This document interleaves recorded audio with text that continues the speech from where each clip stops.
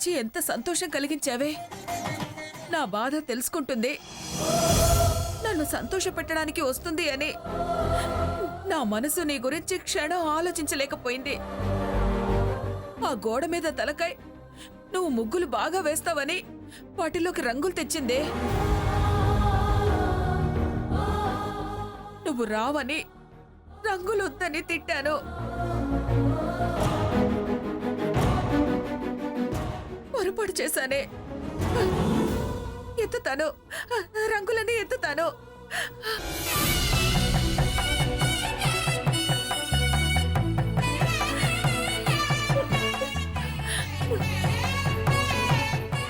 తెప్పిస్తానే, ఇంకా రంగులు తెప్పిస్తాను. నీ చేత్తో వేసిన రంగవల్లులన్నీ ఈ ఇంట్లో ఆనందాన్ని నింపాలే.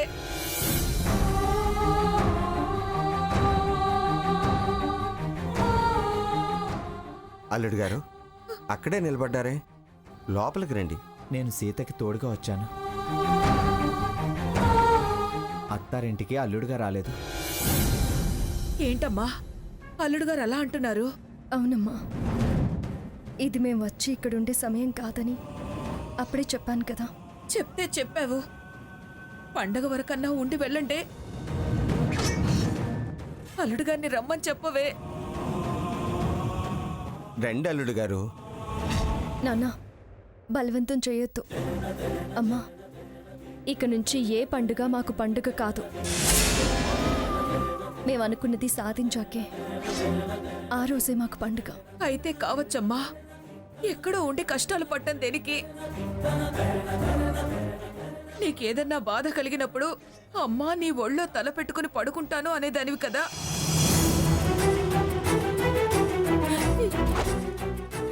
ఇప్పుడేంటే, ఇప్పుడు ఆ ఒడి నీ తల్లి నీకు కావాలనిపించడం లేదా?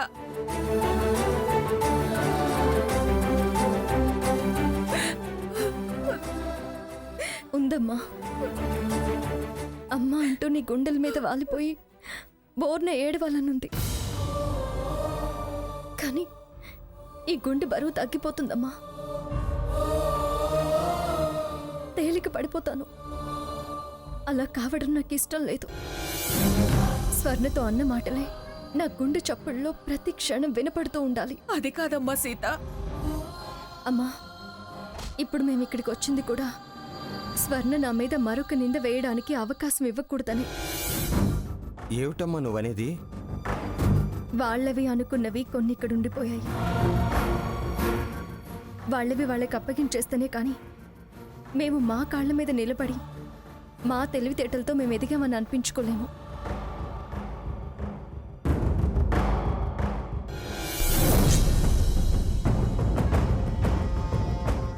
ఏంటండి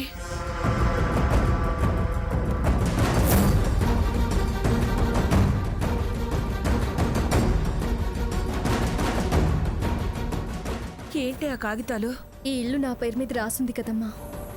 స్వర్ణ అన్నట్టు వాళ్ళవి అన్నవేవి నా దగ్గర ఉండకూడదు. వీటిని ఆధారం చేసుకుని వద్దు. దానికి మరొక అవకాశం అనేది ఇవ్వదలుచుకోలేదు. అందుకే నేను ఈ ఇంటికి రాను అన్నాను. ఈ పేపర్లు దాని మోహన పడేసి ఆర్థిక సంబంధాలేవీ లేవు, ఒక్క హార్దిక సంబంధం తప్ప అని స్పష్టంగా చెప్పాలి. సీత, అవునమ్మా, నేను వీటి కోసమే ఇక్కడికి వచ్చాను. వస్తానమ్మా. సీత, కాగితాలు ఇచ్చేసాకైనా ఇది మా ఇల్లు అనిపించుకుంటాం. అప్పుడు ఉండడానికి రాకపోయినా పిలుపు మన్నించైనా అప్పుడప్పుడు వస్తుండమ్మా. అభ్యంతరం చెప్పొద్దు. అమ్మ పిలుపు, నాన్న పలకరింపు ఎందుకు కాదనుకుంటానమ్మా. పెళ్ళైన కూతుర్లా రాకపోకల వరకే ఆలోచించు, మరొకటి ఆశించొద్దమ్మా. అల్లుడు గారు, సీత మాటకు విలువ ఇచ్చి గడప దాటలేదు మీరు. సీత మీదైన తర్వాత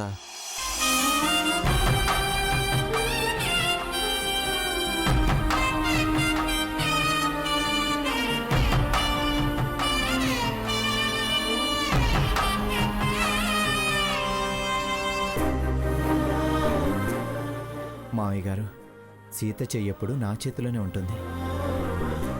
మీరు తనకే కాదు, నాకు తల్లిదండ్రులతో సమానం. తన అడుగుల వెంటే నా అడుగులు ఉంటాయి. మాలో వెనక ముందులో ఉండవు. అంతా దీని అదృష్టం. తను నా అదృష్టం అనుకుంటున్నాను. నీలాంటి అల్లుడు దొరకడం మా అదృష్టం అనుకుంటున్నాం బాబు.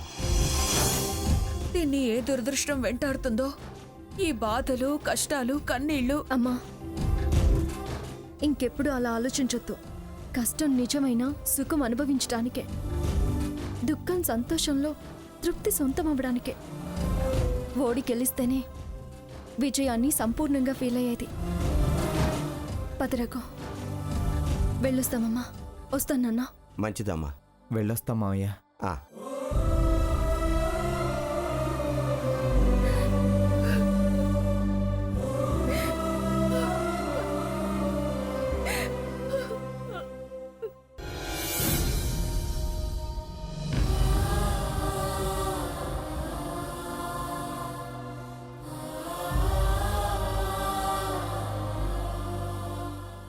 అమ్మమ్మ గారు, అమ్మమ్మ గారు,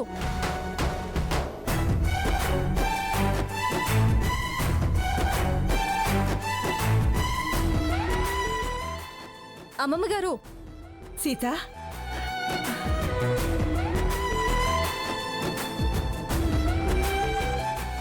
ఏమండి, సీత పిలుస్తున్నట్టుందండి. పిలిచేదేమిటే, సీత వచ్చింది. అవునా?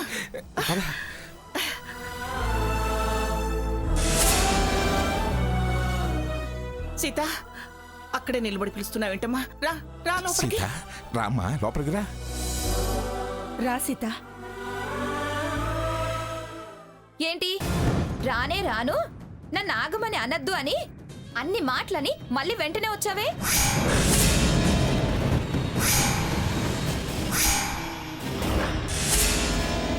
అప్పుడు బతిమలాడి పిలవలేదని మళ్ళీ పిలిస్తే లోపలికొచ్చి సంధి ఏర్పాటు చేసుకోవడానికి వచ్చావా?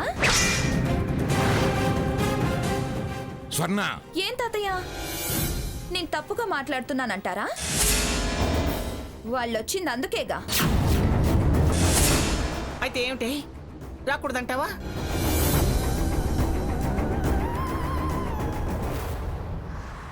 ఇది నా ఇల్లు, దాన్ని రావద్దనే అధికారం నీకు లేదు. మీకు లేదు గాని రాకూడదని వాళ్లకుండాలిగా. ఏయ్, తెలిసే, నాకు నువ్వు చెప్పాల్సిన అవసరం లేదు. నీతో చెప్పించుకునే స్థితిలో నేను లేను. నీకు కళ్ళు నెత్తికెక్కొచ్చు కానీ నాకు ఏం చేయాలో ఏం చేయకూడదో బాగా తెలుసు.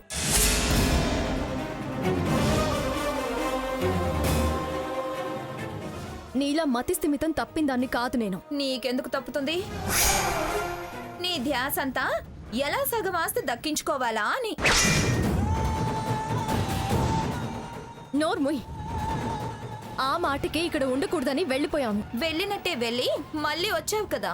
నేనేమి ఇక్కడ ఉండిపోవడానికి రాలేదు. మీదైన ఆ ఇల్లు నా పేరున అమ్మమ్మగారు రాసిచ్చారు.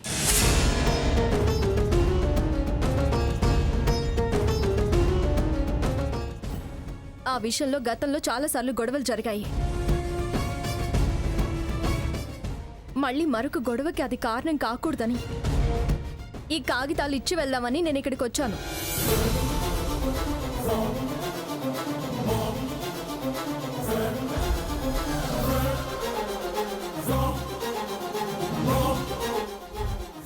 ఇవిగోండి అమ్మమ్మ గారు, ఆ ఇంటి కాగితాలు నా పేరు మీద ఉన్నాయి. తీసుకోండి. సీత, ఇప్పుడు ఇవి ఇవ్వాల్సిన అవసరం ఏమొచ్చింది? అవి నావి కావు, మీవి అని దీనికి తెలియడానికి. ఆ ఇంట్లో అమ్మా నాన్నలు కూడా ఉండనివ్వడం ఉండకపోనివ్వడం అంతా దానిష్టం.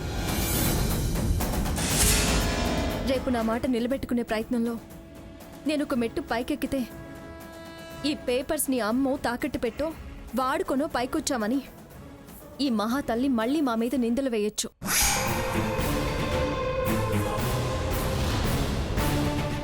అందుకే వీటిని మీకిచ్చి మేము ఉత్త చేతులతోనే ఇక్కడి నుంచి వెళ్ళిపోయామని అనిపించుకోవడానికి.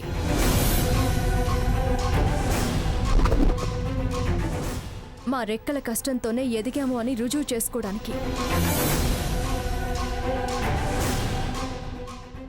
స్వర్ణ, నమ్మవే, కనీసం ఇప్పటికైనా నమ్ము. ఆశయానికి కట్టుబడేదాన్ని కానీ ఆశకి పోయేదాన్ని కాదు అని. హ, మంచిది. ఎటు తిరిగి గొప్ప అనిపించుకోవడానికేగా. నీ ప్రయత్నం మాకు తెలుసు. ఇలాంటి ట్రిక్స్ తో కాదు, మాట నిలబెట్టుకొని చూపించు. అందుకేగా ఈ కాగితాలు కూడా ఇచ్చి వెళ్ళడానికి వచ్చింది. మళ్ళీ ట్రిక్స్ అంటే వెంటి స్వర్ణ? వారి గురించి తెలుసు కాబట్టే అన్నాను. వారు అనుకున్నది విన్నదాన్ని కాబట్టే అనాల్సి వస్తుంది. ఎందుకే మళ్ళీ మళ్ళీ అదే మాట అంటున్నావు? ఎన్నిసార్లన్నా అది నిజం కాదు, ఎవరూ నమ్మరు కూడా. అయినా నేను ఇక్కడికి నీతో పంచాయతీకి రాలేదు. నేను వెళ్ళొస్తాను మమ్మగారు. వెళ్ళదు సీత, మేము తన మాటలేమో నమ్మటం లేదు. ఎందుకమ్మా ఈ పంతాలు? క్షమించండి అత్తయ్య గారు. వెళ్ళొస్తాను తాతయ్య గారు. పదరగు.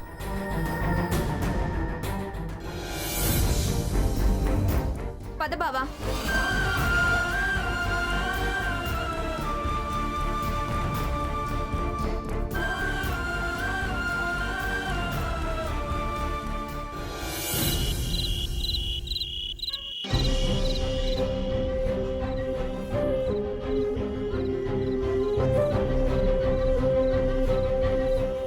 అత్తయ్య గారు,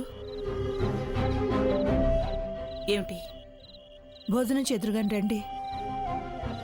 వద్దు, నాకు ఆకలిగా లేదు. మీ బాధ నేను అర్థం చేసుకోగలను అత్తయ్య. కానీ మీరు ఇలాగే అన్నం వద్దంటే మీ ఆరోగ్యం మిమ్మల్ని ఆందోళనలో పడేస్తుంది. బాధతో అన్నం సహించకపోవచ్చు, కానీ ఆరోగ్యం సర్దుకుపోదు కదా. నా మాట విని కొంచెం మజ్జిగన్నమైన తిందురుగాని రండి. అదీగాక కళ్యాణం జరిపించిన వాళ్ళు ఉపవాసం ఉండకూడదు. పెళ్లి తర్వాత విందు తప్పనిసరి. ఏం సవ్యంగా జరిగిందని విందులు వినోదాలు చేసుకోవడానికి. అందుకే కదా మజ్జిగన్నం ఉంటుంది. ఆకలి కోసం కాదు, ఆరోగ్యం కోసం. పైగా శుభమని కూడా ఉంటుంది. పదమంగా కాస్త ఎంగిలి పడుతూ గాని. రెండత్తయ్య. నేను తీసుకొస్తాలేమ్మా, నువ్వు వెళ్ళు.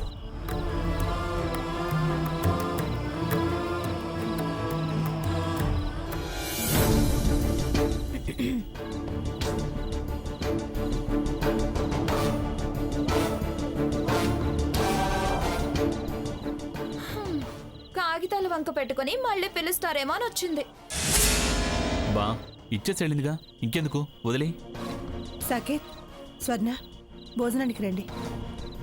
సరేమ్మా, మేము వస్తాంలే, నువ్వు వెళ్ళు.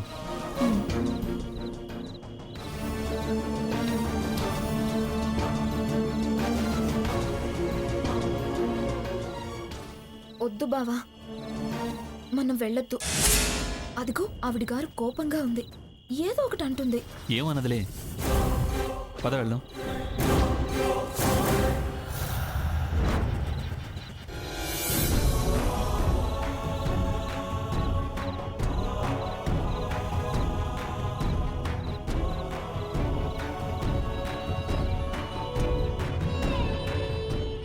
దోసకాయ, ధ్యాక్.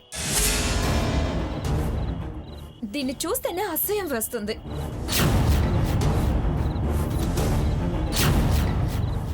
వంకాయ కూర,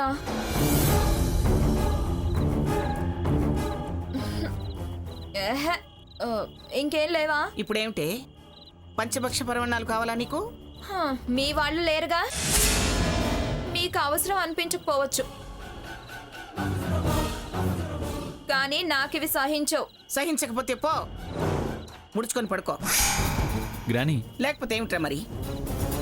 ఏదో అభోజనంగా ఉండకూడదని మనసు బాగోలేకపోయినా ఏదో ఒకటి చేస్తే దానికి వంక పెడుతుంది. అది సహించదు, ఇది సహించదు అని గుడుగుతుంది. ఎందుకట అంత బాధ పోయినోళ్ళ గురించి?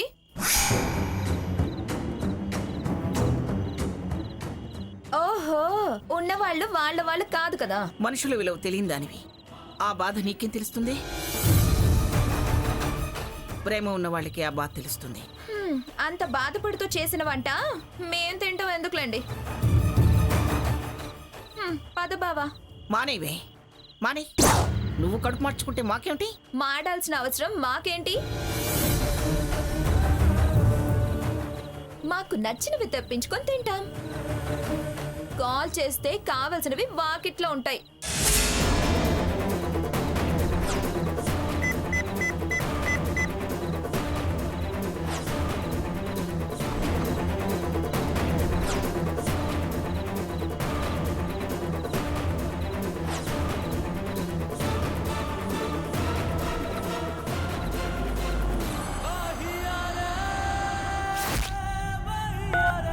బావా పిజ్జా ఆర్డర్ ఇచ్చేసా.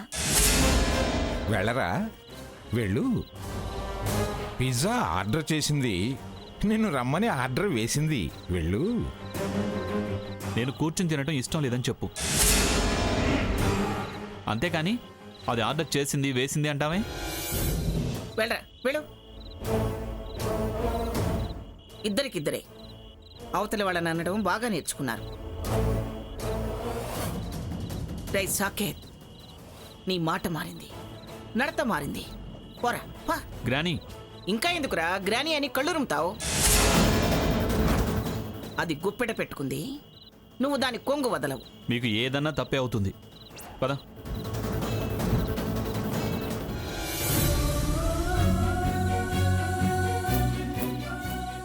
అత్తయ్య గారు తినండి. అత్తయ్య గారు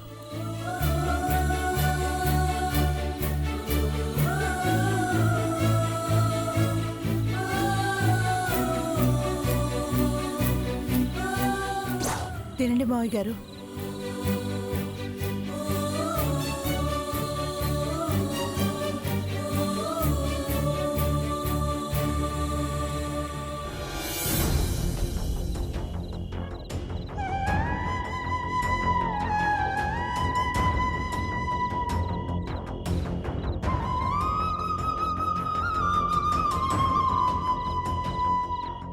చేసిన మేలు మరిచి ఇంత దుర్మార్గం చేస్తుందనుకోలేదు. అందరినీ ఇలా బాధ పెట్టి అది దాని సుఖాన్ని మాత్రమే చూసుకుంటుంది. మనం వాళ్ళ సంతోషాలకి అడ్డుపడుతున్నామన్న మాటే నాకు చాలా బాధ కలిగించింది. అయ్యో, బాధపడతారని ఆలోచించే మనసే ఉంటే ఇంత మూర్ఖంగా ప్రవర్తించదు. పాపం అమ్మమ్మ గారు తాతయ్య గారు ఎంత బాధపడుతున్నారు.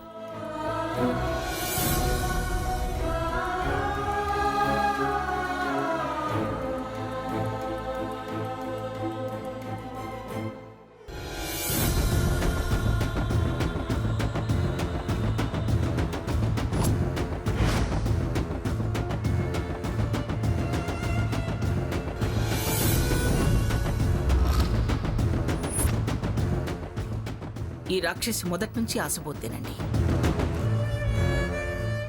దాని గుణం మొదటిసారి మన ఇంటికి వచ్చినప్పుడే తెలిసిపోయింది. అక్క అక్క అంటూ అంతా అపేక్ష పడేది ఎలా మారిపోయింది. అంతా దొంగ ప్రేమ. సీత వాళ్ళ సంసారం బాగుండాలని ఎన్ని తప్పులు నెత్తినేసుకుంది. కృతజ్ఞత లేని మనిషి, ప్రేమ ఆపేక్ష లేని పాషాణం. దీని వెనక ఆ భాగీరథి ఉందేమోనని నాకు అనిపిస్తుందండి.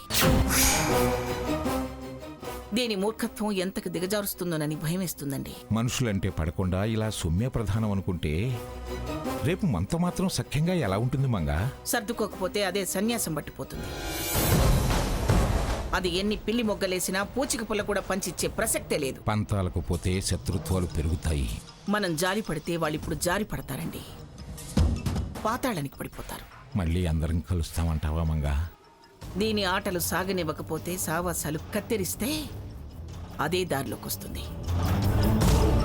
పాపం సీత రఘురాం ఎక్కడున్నారో, ఎంత బాధపడుతున్నారో. గుండె తరుక్కుపోయే మాటలంది. అసలే మనసు మెత్తని మనిషి. అదెంత కుమిలిపోతుందో ఏమిటో. ఇద్దరే మంచి తప్ప మరొకరికి అన్యాయం తలపెట్టని మనుషులు వాళ్ళు. వాళ్ళ మీద అబద్ధాలు మోపి ఆత్మాభిమానం దెబ్బతినేలా చేసింది అది. వాళ్ళు గెలుస్తారంటావా మంగా? గెలిచి చూపిస్తుందండి సీత.